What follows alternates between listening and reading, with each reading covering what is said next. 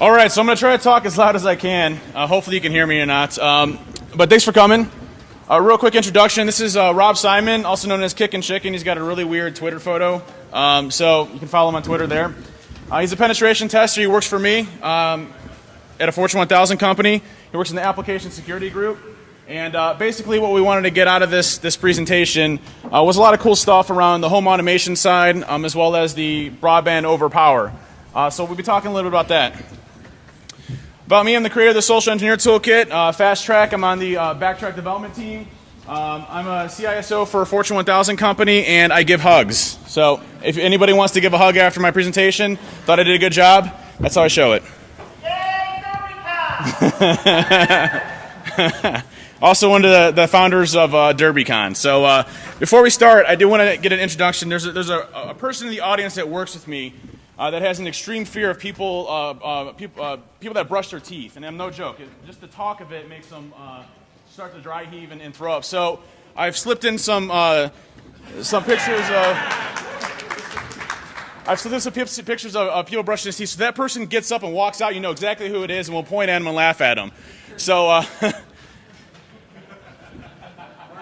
he told his wife he's going to try to get over it in a year. So we're going to try to expedite that a little bit today. Okay. So a quick slight diversion, since we're talking a lot about hardware hacking, we're going to get into it. One of the devices that we used was called the Tinsy device, which you can get from prjc.com. And what the Tinsy device is, if you're not familiar, Adrian Crenshaw, our Iron Geek, found these little guys about a year ago, and a guy named Josh Kelly and myself presented at Black Hat and Defcon last year on it. And so we've kind of expanded our research a bit, and I wanted to just do a quick hit on this before we dive down into the power line stuff. And really what the Tinsy device is this little microcontroller here. It's about this big, and we use it in some of the stuff that we're going to be showing you today in the broadband stuff. But essentially what this does is you can program it via the Adreno programming language, and it can be anything you want to. In these cases, we basically programmed it to be a keyboard. And so when you insert it into a computer, it's got onboard memory and starts executing commands very fast and rapidly on the machine, and you're able to basically attack the system via a fake keyboard. And why that's important is most companies disable auto run, so you can insert it, it's not going to automatically run. This circumvents and bypasses it because it's emulating an actual keyboard itself. Now, last year we morphed it into a weapon, and it was kind of a kludge. What we did was you inserted it into the computer itself, and it wrote out a VB script or a PowerShell downloader, went and downloaded something, and then executed on the system. Well, we weren't really happy with that. And so you can see that's the Tinsy device right there and how small it is. And you can buy them for about 16 bucks. And here's some customized ones. You can see the one in the middle. The one on the left is the Tinsy 2.0. The one in the middle is the Tinsy++, which has more onboard memory storage. And then the one on the right is one of the ones weaponized by Iron Geek that has different dip switches, which you can program them to do different things. So you can program dip switch 1 to target a Windows machine, dip switch 2. So if you're on a penetration test, you pop it in, does some cool stuff, right? And this is one of the ones that Garland did, which I know he's in the audience as well. Did the motion sensor one, which is also really cool, so you can actually detect if that person's there or not. So let's walk through some basics real quick of this. In order, what we wanted to do with the Tinsy device, Josh and myself, was basically take this device and figure out a way to drop a binary onto it. And do it all through keyboard emulation. Now there's one major problem and hurdle. The Tinsy device only stores about 34K of storage space, and on the Tinsy++ about 128K. So your binaries would have to be awfully small, or you'd have to use some sort of downloader or something like that. And so our choice to get a binary on there, what we wanted to start off with first was taking a binary, converting it to hexadecimal or base 64, and then writing it out via a keyboard, and then converting it back to a binary via PowerShell. So here's just some simple Python code. That imports bin ASCII, which is one of the Python modules for binary conversions to ASCII. And then we basically read in a binary, which is a Metasploit base payload. And we convert it to a hexadecimal representation of that binary. Okay, so we got some hex now, which is great. Now we need a way to actually convert it back to a binary on the system itself. So once you insert it, it's going to write out this blob of hex, and then you pop it back into the system. PowerShell basically then is going to take it, reverse it back to a binary, and then trigger on the system itself. So here's some more Python code. And all of this I'll talk about. It's available in the new version released today in the Social Engineer Toolkit. But here's some of the code there. And so here's kind of what it looks like on the TNZ device itself. We have different byte arrays that we've broken down the hex into in order to get it to work. And so that's some more. Unfortunately, we didn't have enough size, right? A interpreter-based module is probably going to be around 74K, even if it's packed. And so we started looking around and we're like, well, hey, we could do some really cool stuff with shellcode exec. And if you're not familiar with shellcode exec, it's a small 5K executable that reads in alphanumeric shellcode, injects it straight into memory, and actually executes on the system. So we're like, okay, this is pretty cool. Maybe we can get shellcode exec as a binary and then drop an alphanumeric shellcode base of interpreter onto that, inject straight into memory, never touching disk, so circumventing antivirus and everything else out there, and get that to work directly into memory with whatever we want to. So testing it out, we custom compiled shellcode exec to make it as small as possible, humanly possible, and convert it to hex. We created a interpreter reverse TCP stager that was alphanumeric shellcode, and then we converted that to hexadecimal and popped it into the system.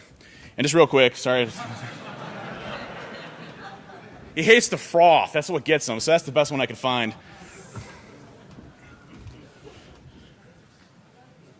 Doing all right, buddy? All right, so here I want to show you an example. And this is in the new version of the Social Engineer Toolkit. And so we're going to go ahead and run set. And if you're not familiar with the Social Engineer Toolkit, it's a Python-driven open source tool set aimed at social engineering and penetration testing. It's been out for about 2 years now and has a wide variety of different attack vectors in it. It's free, community-driven. Hopefully Joey Furr's in here somewhere. Joe Furr is one of the development teams. Prime is on the development team. And then Thomas Worth. So thanks to all those guys for making all this happen. But essentially, we're going to go on the Adreno-based attack vectors, which is number 6. And we're going to do the binary to TNZ attack, which is number 7. We're going to enter our interface IP address, which is going to be the reverse connect back. And then we're going to do an interpreter shell. We're going to have it connect back to us in 443. And what set will automatically do is take that binary, convert it to hex, pop it in, redo all the PowerShell encoded commands, convert that to Unicode, then base64, pop it in for you, and create a listener. It took a while to code.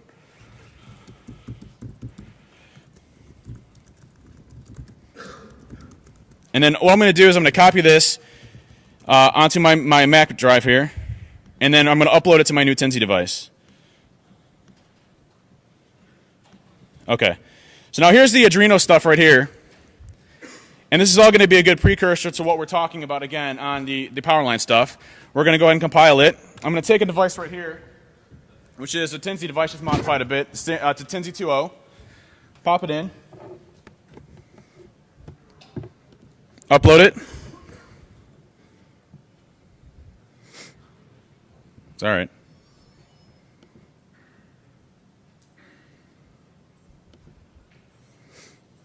All right, so now we got our new code running on, and then I got a fully patched, Windows XP or Windows 7 system here. We're going to insert it and see. Hopefully, it works.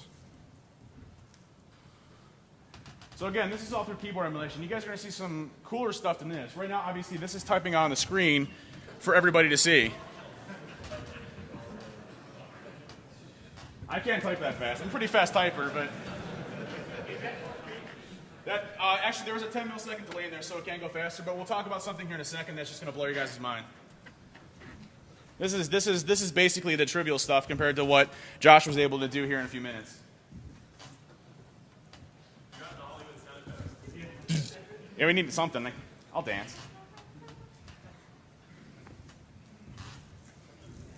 Doing all right, buddy?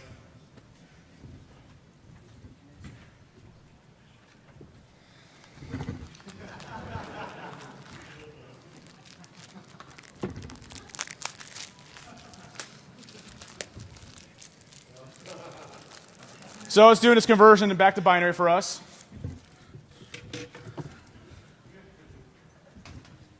And then we should have our shell. Let's find out.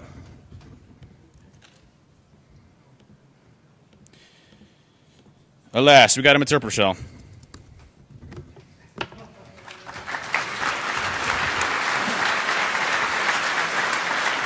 Nice job, Josh.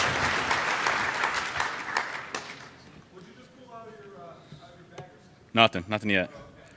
So that's not all, guys. So that was doing it through shellcode exec, but we weren't happy there. We're like, okay, well, we can get shellcode exec, we can get alphanumeric shellcode, but what about a binary that we want as large as we possibly want? So Josh soldered in an SD card mount onto the Tensy device. And basically, we can natively read in the SD card. So when you insert it into a computer, it doesn't recognize as a flash storage device. It still recognizes as a computer.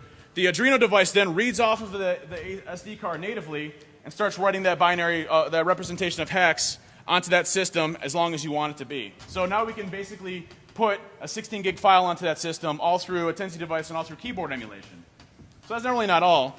So trying to typing out, you know, a 128K file or a 2 meg file all through the keyboard emulation. It's going to take a long time, right?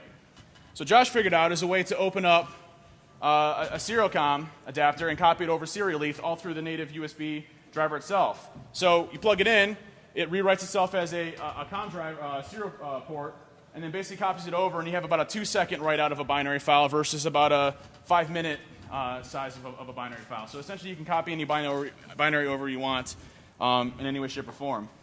And so you might be saying to yourself, this is kind of, you know, because, I mean, you can see the stuff writing out on the machine itself, right? So someone's going to notice that. So what we're doing right now, and unfortunately we weren't able to bring it here, it's like all literally wrapped around our table and office, all soldered with different parts. But what we did was we did an inline repeater for the keyboard. So essentially what we're able to do is take a keyboard, remove all the connections from it, have the Arduino device be the inline input for the keyboard. So when you type a key, it goes to the Arduino device and then replays back onto the machine itself. Well, why is that important? Is we can now detect when someone's not there. So if someone hasn't, you know, touched the computer in 20, 30 minutes or 6 hours, we can still move the mouse, because we can emulate a mouse, move it up and over so the screensaver doesn't kick in. And then when they're not there off hours, you just inject all your stuff into there. No one knows that it happened, and it disables itself, and you never know.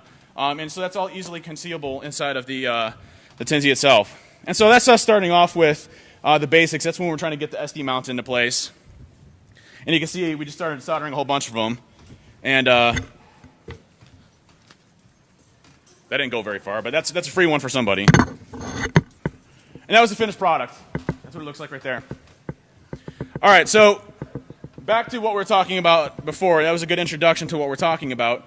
When we decided to do this talk, we wanted to talk about a couple of different technologies that are using it, but we focused heavily on home automation aspects. So what we're going to be talking about a little bit is broadband over power. We're going to be talking a little bit about the different types that are out there right now, like the home plug, which is one of the more common ones. We'll talk a little bit about X10, Crestron, Lutron, Z-Wave, a few of the different home automation systems out there.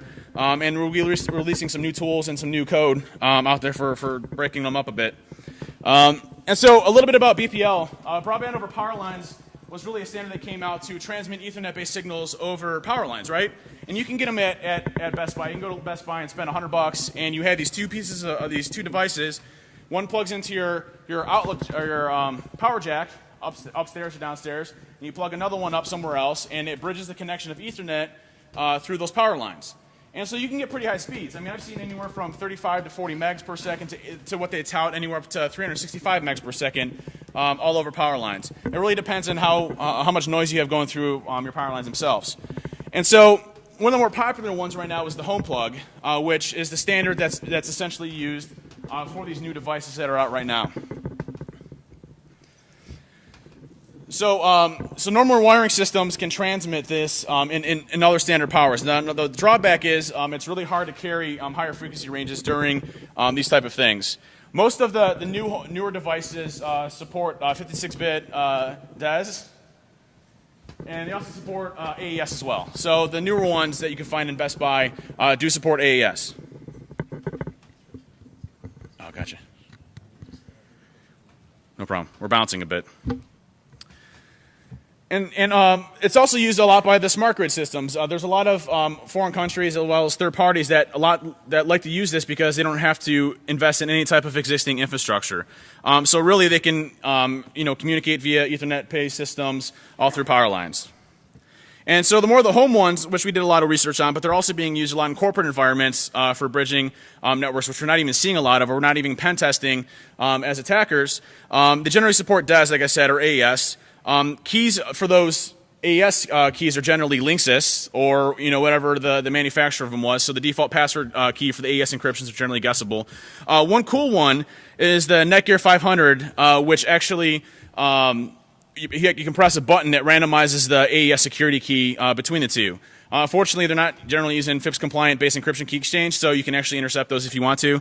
But, I mean, for the most part, they're pretty heavily decent. And they're awesome for penetration testing. And so what we wanted to do was use it for a real-world scenario. And so we did it for our own company. We did a penetration test. And we used one of those badge cloners to clone someone's badge, go into our organization. And then we basically modified a power supply for a computer and use that as our method to transfer the Ethernet connection over the power lines and then back to a different room that we were hiding in. And so we were able to actually attack the network through the power lines itself, which was pretty neat. So, you know, small example here. Now this is when we start getting into the cool stuff. Okay, so next thing we're going to be talking about is some of the home automation stuff that we're looking at. You guys speak up louder, Rob. All right. We're going to be talking about some of the home automation stuff that we were looking at. So we looked at two of the main ones, which is X10 and then Z-Wave. How you doing, Adam? Doing all right? Can we go on? All right. So there's a number of other ones, including proprietary and commercial ones. There's Creston, Lutron, Zigbee, and Insteon. You might have heard of some of those. Sorry, guys. So home automation basics. Basically, the X10 devices, you plug those into the power line, and you don't have to run additional wires throughout your house. You can use these for security devices. So they have motion sensors, door sensors, window sensors. You hook these up to your doors, your windows, and then when they sense the signal, whenever the doors and windows are open, it sends a burst through the power lines whenever the AC wave is hitting the zero crossing, and it sends data through to a transceiver, and this is going to pick it up, and it's going to notice whenever somebody's breaking into your house, it's going to send signals to the security alarm, and then the security alarm is going to send the signals to the rest of your lights throughout the house, flash your lights on and off, and it's going to have a alarm signal that's going to go off too, an audible alarm that's going to alert your neighbors, and then it also calls out and it's going to alert you know, the authorities or a number that you set up. So some of the stuff that we were looking at is being able to maybe sniff that communication or jam the communications, and we'll be talking about that here in a second. So the basics of X10, equipment that you can also hook up on that, you can hook up your HVAC devices, so you can have, you know, time signals whenever you want your air conditioning to kick on and off, and set that up through the power line so you don't have to run anything through it. And then again, we covered the motion sensors, lights, there's cameras, security systems, and your doors. And some of the drawbacks of X10 that we found is they don't have any encryption on them, so the data that goes through there, it's all documented online, and on their website, it goes through in clear text, there's no encryption. Another drawback is that there's only 256 devices that you can have on a system with X10, and there is also heavy interference on that sometimes, so if you've got heavy appliances like your TVs, microwaves, large appliances like that, they're going to cause some interference and drop the signal that's going over the power lines. Some of the devices for X10 also communicate over RF. They communicate over, in the US, over the 310 megahertz frequency. The devices that use the RF would be your motion sensors and your windows and door sensors. And then there's also some of the other devices that you can get where you plug into the wall and use wireless remotes to turn your lights and stuff on, and that also transmits over RF. The RF transceiver is going to pick up that signal, and then it's going to replay the signal back through the power lines to communicate with the devices. So here's some of the X10 codes that we have. You can see the different binary strings that get sent across. Some of the commands for turning units on and off, turning lights off. Some of the extended codes that they have out there too. Not all of the devices use the extended codes, but some of the security devices use the extended codes. So this is the X10 kit that we got. On the left, we've got the transceiver that we use to send the devices through the power lines, and then on the right is going to be one of our appliance modules, and this is going to be what you're going to control your lights with, your HVAC systems. So you're going to plug a device into here. You've got a dial on the top for a unit number, 115, and then you've got a dial on the bottom for a house code. So you can set different rooms on different house codes, control the devices on house code A, you know, turn them all off, and that could be like one room or whatever. So that's how you can kind of communicate with the different devices. And the window and door sensors are the same way. You know, they've got different codes that they'll send in. So when a door is open or when a window is open, it's going to send that device code over to the security console, and it's going to let you know which device was opened. So we decided to try to make a jammer and a sniffer for X10. We thought it'd be kind of cool if you could walk up to someone's house and pop a plug in on the outside of their house and kind of sniff the commands that go back and forth. So what we've got right here is we started doing an Arduino-based sensor. It's going to plug into your outlet, and we can walk up to the outside of someone's house, which is the cool part. You don't even have to be inside. You plug it in, and it's going to receive all the signals that are going through the house. So when people are turning their lights on, turning their lights off, any kind of sensors that are tripped or sent off, we'll get a code for that. And we're actually working on a sniffer that's going to be working over GSM. So we can plug a SIM card into that, plug it into someone's house and walk away, and it's going to send us a text notification every time someone comes in and out of the house, every time somebody turns on their devices. So we can kind of case the place out, find out when are they home, when are they not home, get an idea of when might be a good time to break into the house. And even better with that, you can send in commands too. So you send a command to it. Oh, did I jump in? Well, we'll show you here real quick what the sniffer looks like though. So we got a demo set up that you can see on our screen to give you an idea of what kind of codes you'll be able to see. Oh, you got it right there? Yeah. So what we have here is, this is one of the standard remotes that you can find for it. It plugs into the power line, and then you push one of the buttons on the remote here, and it's going to send the signal to turn the lights on and off.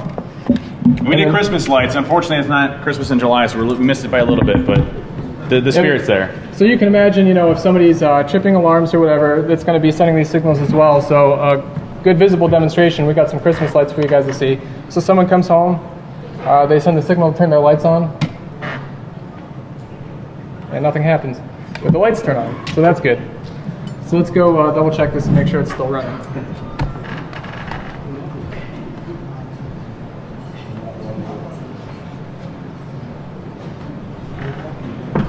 2 seconds. The TSA was not kind to me when my devices went through, and they knocked a couple of the wires out, so I just want to make sure everything's connected up right here. There we go. There we go. So you hit the off button, and then you can see that the lights went off and lights go back on. So we can sniff these commands, and we can actually have these commands that are being sniffed sent to us through text messages, so we know when people are turning their lights on off, kind of get an idea of when they're going to bed.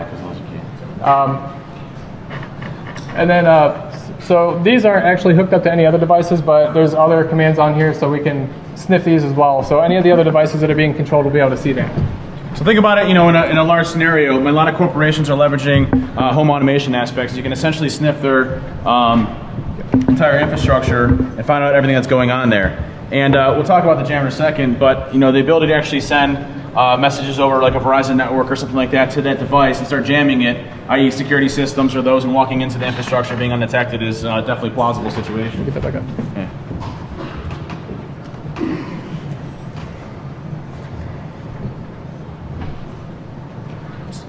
Okay, so just another screenshot of a device that we have set up here. So moving on, we're going to talk about the TW523. That's going to be the device that we had plugged in there with the phone jack, and that's hooked up to our Arduino. So that's what's going to be doing our sniffing and sending. This is one of the products you can buy. You can get it from smarthome.com, and this is going to allow you to do the communications over the power line. So what we thought would be really cool is, instead of having all this mess over here, on the breadboard and all the wires, that's going to be kind of noticeable, plugging that into an outlet outside of somebody's house. So we thought we could take one apart, we can put a Tinsy inside of it, and then we're going to put that all back together, kind of make it a little bit stealthier, and then we can walk up outside someone's house and plug that in, and then we could start jamming signals. So we could turn off all the devices, and then whenever you're tripping these motion sensors, the window sensors, the door sensors, it's going to jam the signal. It's not going to be able to get through. It's not going to be able to alert the security console, and then the lights won't flash on and off, and the alarm's not going to go on. So basically, you just walk in the house, you trip all the sensors. They're not going to be able to do anything. So this is where we hooked it up, and we're testing it out. The first time we tried it, we actually sent a little bit too much voltage and current through our Tinsy, so we got one here that we fried. So AC is kind of difficult to work with sometimes. So we tried it again. We got a working jammer. What we had to do was use a buck converter to step down that high voltage and current to get a stable 5 volts for that Tinsy to work off of. So that was the most difficult part for us. But then once we got that all set up, it actually worked pretty cool. So we'll be showing you this device here real quick. So this is the jammer. So all you have to do is you walk in up to someone's house, you go into one of the outside outlets, you plug this device in, and it's going to kill all the lights, it's going to kill the sensors, and it's going to jam the signal. So now if I try to turn the lights back on, you can see that the light's blinking up here. Well, you probably can't see it from back there, but trust me, it's blinking, and nothing is going through here. So as soon as we unplug this device again, now everything is working. So essentially what that means is all we have to do is walk up to your house. If you're using this security system, we're going to plug a device into your house, and now all of your lights go out. None of your sensors work. Your alarm's not going to trip. It's not going to call the cops. We're going to walk right in, take whatever we want and be able to walk out. So we got a new tool release. We're going to be releasing the code for the X10 sniffer in the Social Engineer Toolkit, which sniffs all the traffic, what you just seen. And then we've got what we call the X10 blackout device, where you plug it in and it kills all the lights, and then it's going to jam all the signals. Some of the other technology that we've been looking into was Z-Wave. It's a little bit more improved than the X10. It leverages mesh networking, so it doesn't actually transfer any of the data over the power lines, but the way that it works is it sends signals over the 900. I think we got a mic. Oh, no, sorry. Okay, so it sends the signals over a 900 megahertz frequency range, and it uses the mesh networking. So it's got different devices in the network, and you can kind of get a little bit of a better extended range on that. So what that means is if you got one device hooked up on the mesh network, and you're trying to reach another one, but the distance is too far, they can leverage some of the existing nodes of the network and kind of hop the communication through to pass it along. So you're going to get a little bit of a better range with these devices. And they also have support for AES. However, we haven't seen many devices that use it, unfortunately. So, that's unfortunate. The jamming, you can do some jamming on the Z-Wave. Since it's running on the 900 megahertz frequency range, if you just you try to build a device that's going to send some interference through that 900 megahertz frequency range, it's going to be able to block the communication, so it's not going to be able to get through. Which is somewhat illegal, by the way. Yeah, so the whole RF thing is illegal, so we didn't bring any of those devices. So I don't think we'd be able to get that through the TSA. So we were looking at the SDK for Z-Wave, and it actually comes with a sniffer with it, so you can kind of sniff the protocol, but they're a little bit pricey. They run around $2,000, $3,000, so it's not going to be something that your average person is going to be able to afford to pick up, but they do have that with it. So the AES encryption, when we were looking into this, when you do AES, when you initialize the keys, we found out that it doesn't appear to be using a FIPS compliant method for initializing those keys. So it's actually possible to sniff those keys as they're initializing the devices. So we can pick up those keys when a new device is being added to the network, and now we'll be able to sniff the communication that's going through the mesh network, and then also be able to maybe inject packets or whatever else you want to do at that point. But again, we haven't seen any devices traditionally. We saw one that was a door handle, basically, that supported AES. But aside from that, for the most part, the majority of them do not. So,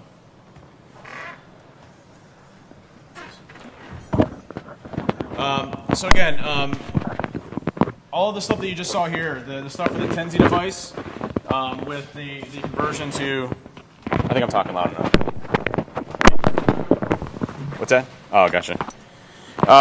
So all the stuff that you saw from the Tenzi device, as far as the ability to take a binary, convert it back to hex, and then write it off into the system, is on the new version of the Social Engineering Toolkit, and you can get that from secmaniac.com. So that's secmaniac.com, and it's got all the code for all of the X10 based attacks that you saw here, as well as the different types of attacks that we got on there.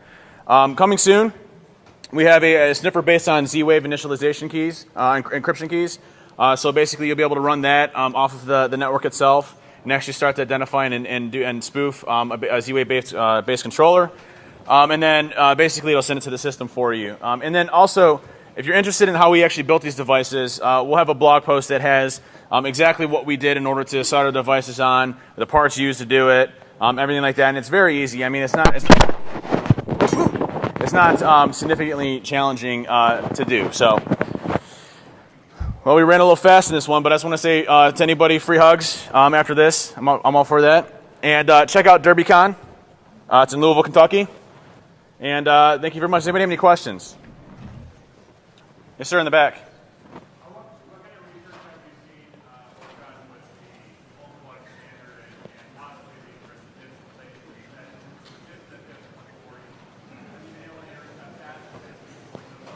No, the only issue that we've seen with the home plugs are the default keys that are being used by the actual vendors themselves. The actual encryption standard for it's been actually working really well. So we haven't seen any exposures as far as that goes, minus the default keys.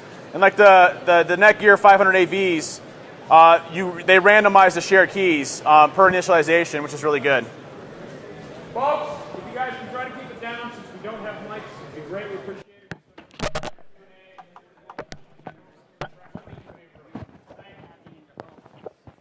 It was just interesting. Just interesting. That was it.